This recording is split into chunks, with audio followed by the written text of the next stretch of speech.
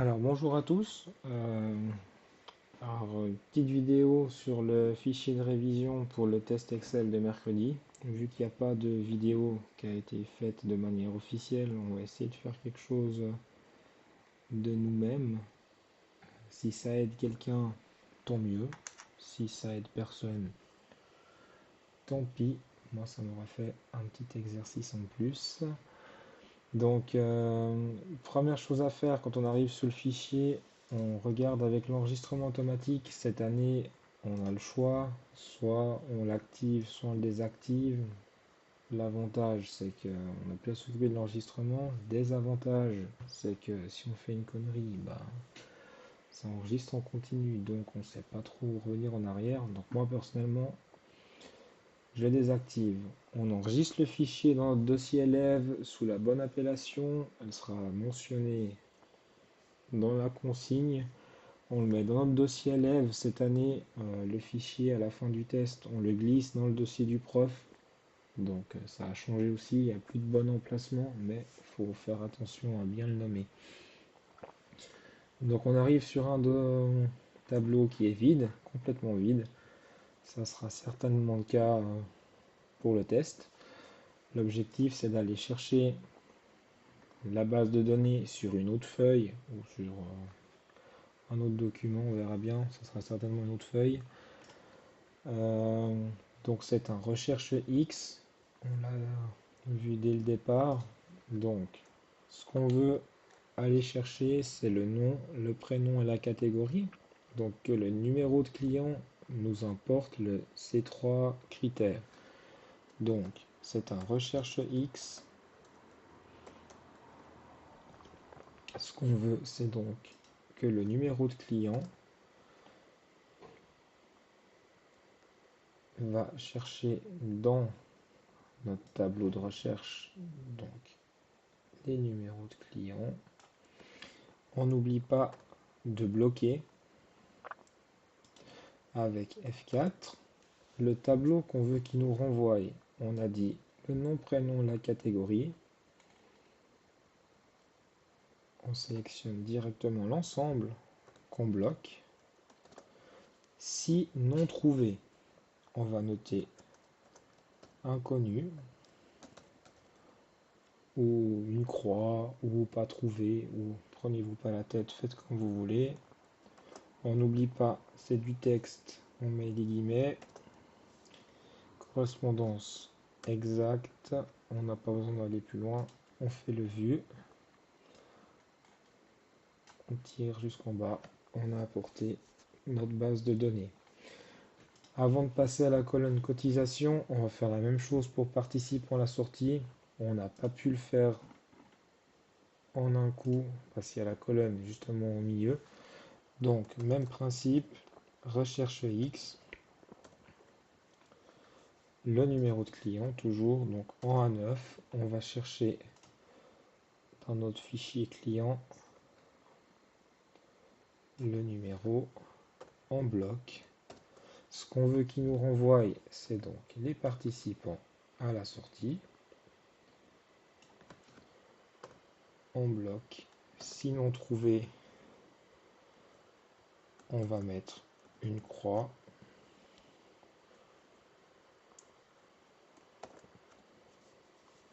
Le mode correspondance 0.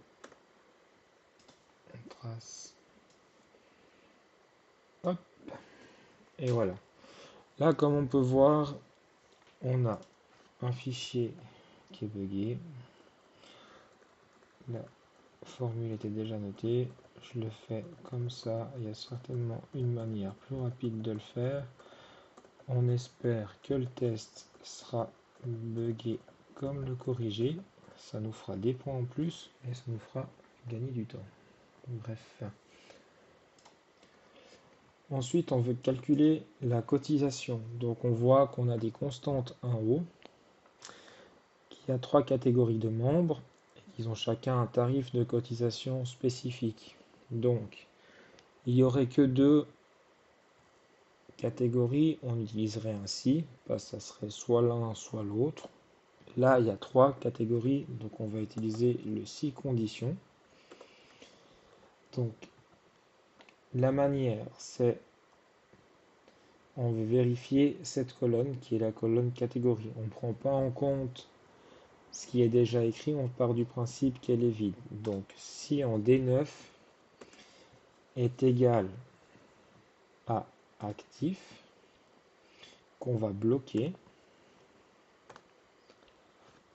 alors c'est 250.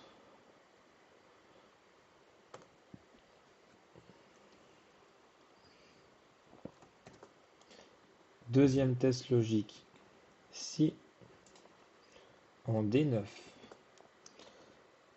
c'est un soutien, alors c'est 500. Troisième test logique, si en D9 c'est un honoraire, alors c'est 100. Et on peut continuer comme ça à l'infini. Le si conditions, test logique, valeur si vrai. Test logique 2, valeur si vrai. Test logique 3, valeur si vrai, etc.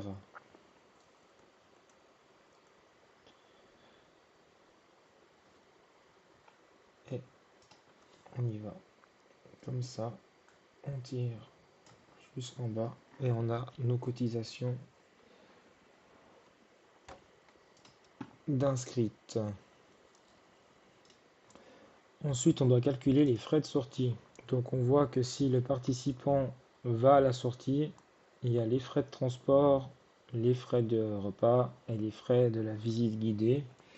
Donc c'est uniquement si c'est oui. Donc c'est ainsi. Si dans la colonne participation c'est égal à oui, alors on fait une addition. On prend les frais de transport qu'on bloque plus le prix du repas plus le prix de la visite guidée. Valeur s'il faut, on met 0 et là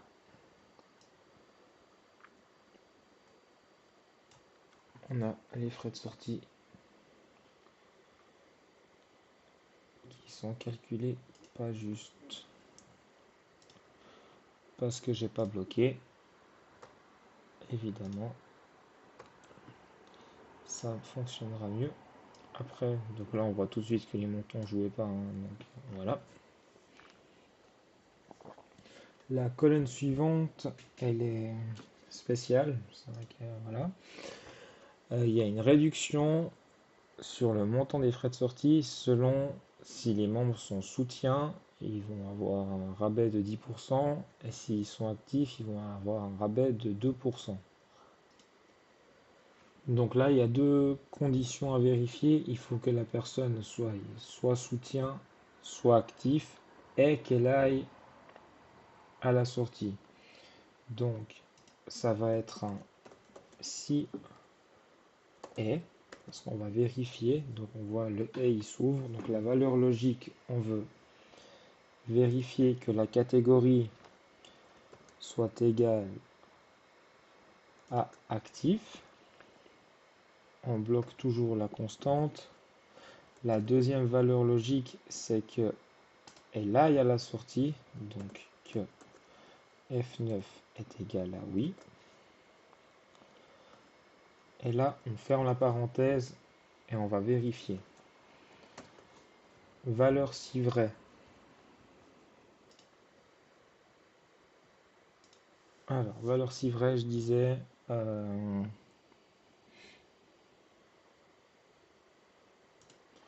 si c'est oui, ça va être G9. Si ça fonctionne, j'arrive pas à l'écrire comme ça, donc on va le mettre comme ça, fois 2% qu'on bloque. Sinon, on refait un si est. On va aller vérifier si c'est un soutien.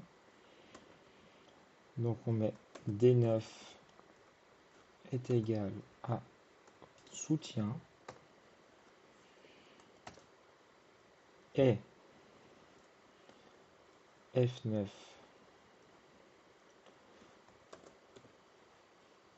est égal à oui. On ferme la parenthèse et là on reliste. Donc si c'est soutien et oui, ça sera G9 fois 10% qu'on bloque. Et si c'est faux, on met 0. Et là, on voit que j'ai oublié de fermer les parenthèses, donc il me propose directement, on va faire oui. Je descends jusqu'en bas et j'ai mis rabais affiché. Pour le montant à facturer, donc là on a une addition toute simple. Il faut prendre en compte la cotisation plus les frais de sortie moins la réduction. Faut faire attention, on déduit la réduction, faut juste pas se tromper. Donc on va partir cotisation plus frais de sortie moins le rabais.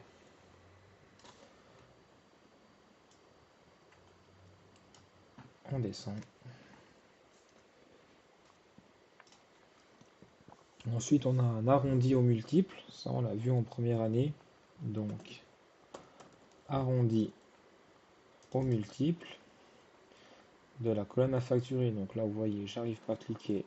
Je l'écris à la main, pas de souci. Le multiple, donc 50 centimes, c'est 0,5. Si c'est 5 centimes, c'est 0,05. Là, c'est 0,5. Et là, la même chose. Pour la prochaine colonne, c'est facturé sur le total. Alors, comme nous a expliqué le prof, il va falloir diviser le montant à facturer divisé par le montant total. Donc, le montant à facturer. Alors, si je trouve mon égal, voilà. À facturer divisé par le montant total, ça sera cette case-là qu'on bloque. Faire attention à bien la bloquer, c'est toujours le même chiffre qui va devoir être utilisé. On tire. Ça fonctionne pas parce que j'ai pas fait la somme automatique pour l'instant. On va faire comme ça et là tout fonctionne.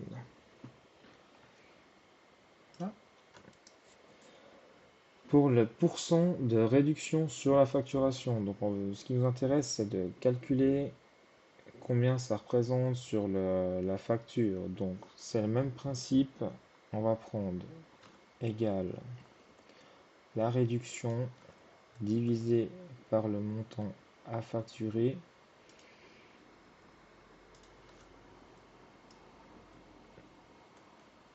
On tire, voilà. Et dernière colonne, ajouter un bonus si la personne est soutien et participe à la sortie. Donc il y a deux conditions. Il faut qu'elle soit soutien et qu'elle aille à la sortie. Donc c'est égal si et. Donc il faut qu'ici ça soit égal à soutien. On bloque. Deuxième test logique, il faut qu'elle aille à la sortie. Donc F9 est égal à oui. On ferme le et. Si c'est vrai, on veut que ça soit écrit oui. Si c'est faux, on veut que ça soit rien écrit. On ferme la parenthèse. Et voilà. Donc, ajouter un bonus, oui. Voilà. Là, on est tout bon. Donc, on voit que pour le tableau, il nous reste les sommes automatiques à calculer. Ça, c'est rapide. Et là, on est tout OK. Donc, le tableau est rempli. On peut passer à la deuxième partie, c'est la réponse aux questions. Donc, montant le plus élevé à payer. Donc, le plus élevé, c'est max. On va dans la colonne à facturer. On sélectionne. Ah, j'avais pas vu qu'il m'avait mis ça. On va laisser comme ça. Ce qu'il me fait. Voilà. Ensuite, on a le montant moyen à payer. Donc, le même principe, c'est moyenne. Toujours la même colonne. À facturer. Il faut qu'il calcule la moyenne. Voilà. Le nombre de membres. Donc, ça va être un NBval. Pourquoi? Parce qu'il va aller compter le nombre de colonnes. Donc, on peut prendre soit dans le nom, soit dans le. C'est égal. Moi, je vais prendre dans le numéro de client. Donc, NBval égale NBval. On prend ici, on fait OK, il y a 41 membres, c'est réglé. Ensuite, on veut le nombre de membres actifs. Alors là, c'est le même principe, il va falloir compter des cellules, mais uniquement les actifs. Donc c'est un NBC. On va mettre NBC. La plage, ça sera la plage de la catégorie. On veut calculer le nombre d'actifs.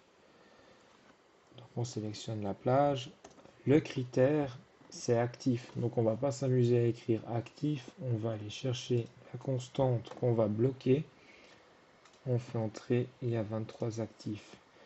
On nous demande la même chose pour les soutiens. Donc NBC. La plage, toujours la même. Critère, pareil. Soutien en bloc. On enregistre 14. Montant des cotisations des membres actifs. Donc là, on va devoir calculer une somme. Donc on veut le montant de l'ensemble des cotisations des membres actifs. Donc c'est une somme si actif. Donc la plage, on va aller chercher ici. Si ici c'est actif, alors tu me rapportes les cotisations des actifs. On est à 5750 et on fait la même chose avec les soutiens. Somme si. Ici, on a des soutiens. Alors, on veut le montant des cotisations. Voilà. Ensuite, on a les pourcentages des personnes participant à la sortie. Donc là, on veut savoir combien de membres participent à la sortie. Donc, c'est le même principe, c'est un NB, on va compter le nombre de cellules NBC. Ici, non, c'est pas ici, c'est ici. Le nombre de oui.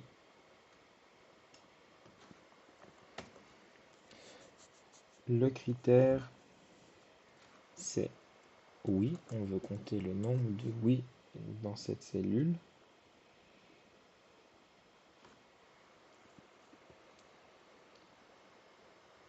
Alors,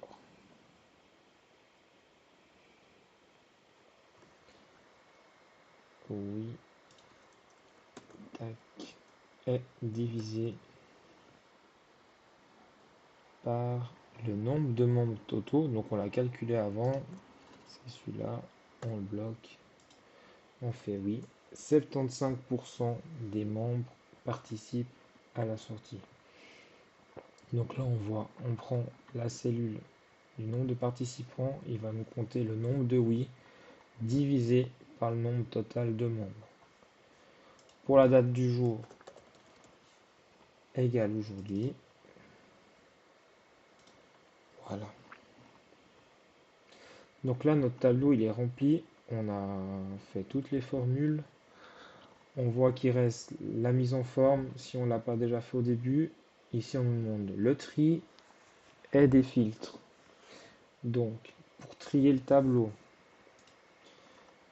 on sélectionne toute la plage du tableau et on va dans trier et filtrer. Je vais mettre un tri personnalisé parce qu'il nous spécifie bien par cotisation puis montant facturé arrondi. Donc, ça c'est le filtre, c'est pour après. On a dit tri personnalisé. On prend cotisation et il y a un deuxième niveau. On ajoute un niveau facturé arrondi. Voilà, le tableau est trié. Il veut un filtre, n'affiche que les participants à la sortie, donc on active le filtre. Ici, on veut que les participants à la sortie. Voilà, notre tableau est trié, filtré. Pour finir, on va faire un peu de mise en forme. Ça, c'est selon la consigne et selon ce que le prof nous dira.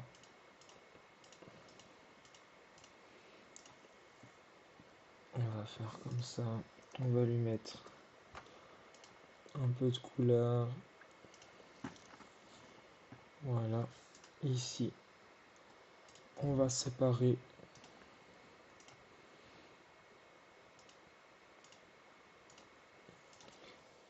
les totaux et on va se dire que c'est parfait. Ce qu'on peut se méfier, c'est de se dire qu'il va nous mettre certainement un peu de mise en forme. Là, on voit que ça va pas. Donc, on va le mettre en page. Ça sera sûrement spécifié dans le test. On verra bien. Mais en paysage, sur une seule page, les marges, on peut le centrer. Les en-têtes pied de page, à voir s'ils nous sortent quelque chose. On fait un aperçu pour checker. J'ai mon tableau, il est en une page, il est prêt. Pour moi, c'est tout bon. Donc on voit 23 minutes. Alors on compte pas le stress et la lecture de la donnée, mais on a 1 heure. On va prendre le temps et on va y arriver. Merci à tous.